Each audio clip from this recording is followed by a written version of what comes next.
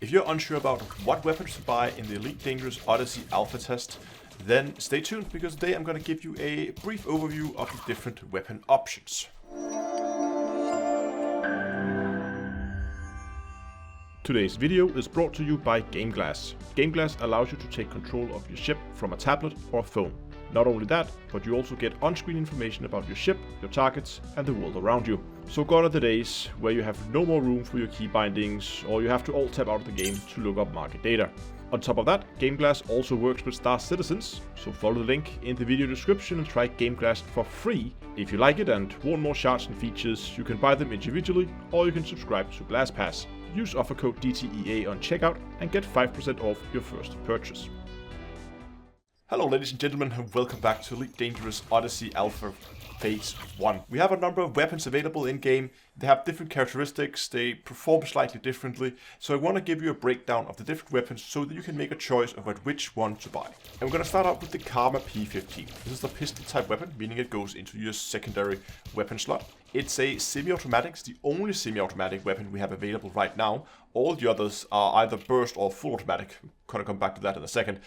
It's a kinetic weapon with 13.8 DPS. This is really good. It's the second highest DPS you get, and this is on a secondary weapon, on a pistol. That's really good. Magazine size is 24, with reserve ammo capacity of 120, giving you 5 reloads. It comes at a price of 50,000 credits. The high DPS, of course, is balanced by the fact that it is a semi-automatic weapon. I think this is how the weapon is trying to be balanced, because you have to click one, so the DPS value here is also like how quickly can you actually click. I haven't actually tested it's difficult to test the actual DPS output of the weapon, but at least the sheet DPS is relatively high, and assume that is if you can really click really fast.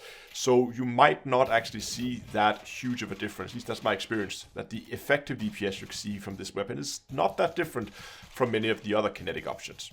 The other pistol option you have is the TK Zenith. This is a burst fire laser pistol with 8.8 sheet, 18 shots in the magazine and 90 shots in the reserve ammo, also giving you 5 reloads and the same price of 50,000 credits. Now burst fire is, as you would expect, just like with main weapons in Elite, it is, you hold down the trigger and it fires small bursts of shots out.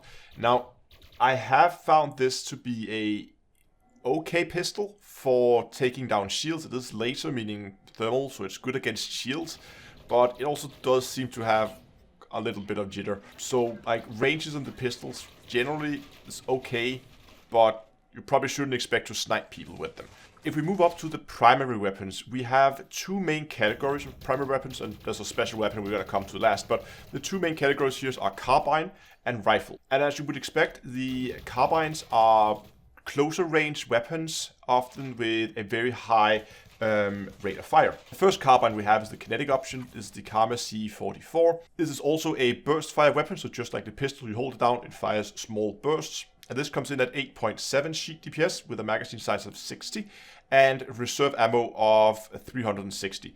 Price is 75. So this one actually has one extra reload, so 6 reloads compared to the 5 that you got on the pistol. So even though this does have a lower sheet DPS than the P15, I actually feel like I get slightly better effective DPS out of this weapon, simply because of its burst fire nature. It does have a drawback that these carbines, they are really intended to get up close and personal with people. So these are good if you want to go in, if you're planning to go and maybe raid a building. For outdoor activities, maybe I would prefer a rifle in these situations, but for going into buildings where you are going to be fighting in really close proximity to people, carbines are an absolutely great choice, and you can get some really decent DPS. The laser variant, of course, is the TK Eclipse, also a carbine. And this is a full auto, so here where instead of firing small bursts, you hold down the trigger and it just keeps firing continuously until the magazine is empty. This comes in with a sheet DPS of 8.5, magazine size of 40, and 280 shots in reserve, and at the same price, 75. So in this case, we actually have 7 reloads. This is the highest number of reloads we have of any weapon. So that does carry quite a bit of ammunition on the Eclipse.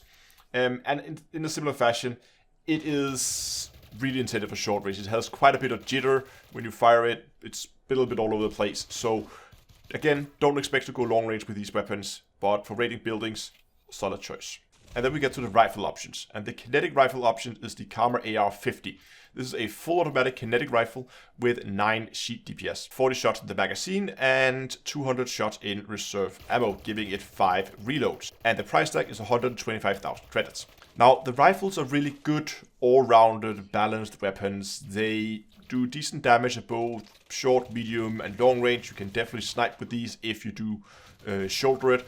If you hip fire it, it does shoot a little bit all over the place, but if you shoulder it, you can definitely get some accurate shots downrange.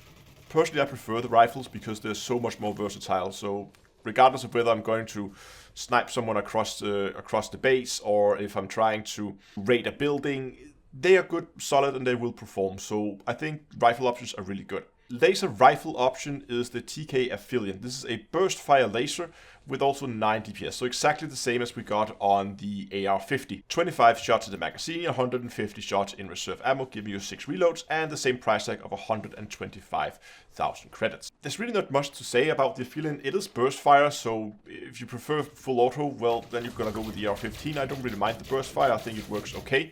I think my favorite weapon combination is the TK Affiliate rifle combined with the P15 pistol. The Affiliate just makes so quick work of people's shield, regardless of range, and it gives me options to start out at longer range, and then NPCs will have a tendency to run towards you anyway. So once you take down their shields, the engagement will most likely have moved into close to short range regardless. So therefore I don't mind at that point to swap over to my P15 and then begin to take down people armor with the kinetic weapon. But there is one other option, and that is the Karma L6. This is a lightweight rocket launcher, and it's also burst fire, so you hold down the trigger and it fires a burst. But it's really weird to call this burst because it has a magazine size of 2, and it fires a burst of those 2 shots right after each other if you just hold down the trigger. So that would technically also mean it's full auto, so I don't know, that's a little weird. But this is an explosive type weapon, the only explosive weapon we have, and it has a massive sheet DPS of 44.4. This is a huge amount of damage, and it's very, very effective if used right. First of all, it only carries 8 reserve ammo, so you have 2 rockets loaded and you have 8 in reserve. So you only have 4 reloads, you have 10 shots total, and then you're out. But it does, of course, do absolutely massive amount of damage. There is multiple situations where I've been able to one-shot people with this, if you take down their shields first. So if you can sneak up with people and fire a rocket at them, then you're probably going to one-shot people if they don't have their shields up. Explosive is not that good against shields, so you might have to fire 2 rockets to take down the shield. So I wouldn't recommend using the L6 alone. You should probably pair this with a TK Zenith, so we have some laser weapons for taking down shields. Once shields are down, swap over to your L6 and then finish people up with a single rocket. When it comes to using the weapon, shoot for people's feet, because if you miss, it's going to fly past them, hit the wall that could be far behind them, and they're going to take no damage. So shoot at people's feet so explode right underneath them. The other drawback of this weapon is it's very, very heavy. That means that to quote-unquote holster and alt holster takes quite a bit of time. So it is a bit of a slow weapon, which means it gives your opponents time after taking out the shields to get into cover. You have to be relatively quick with your shots once you have unholstered the weapon. Also, the reload animation here is also rather long, so this weapon I feel works great if you are in a position where you are close to an ammo crate. That's really important because you need to be able to run up to that constantly in order to refill your ammo. And you also need some solid cover you can get behind when you're going in for those reload animations. But if you can get into those situations, it's a really, really solid weapon. Now, there will be more weapons later on, and if you want more breakdowns of the weapons as we get access to them, do get subscribed to the channel. Also, go down in the comment section and let me know what your favorite weapon is, what combination, and why you think that works best for you. Thanks a lot for watching. I really hope you enjoyed this video. If you did, do give it a like. I would appreciate that very much. And until next time, I will see you guys in space.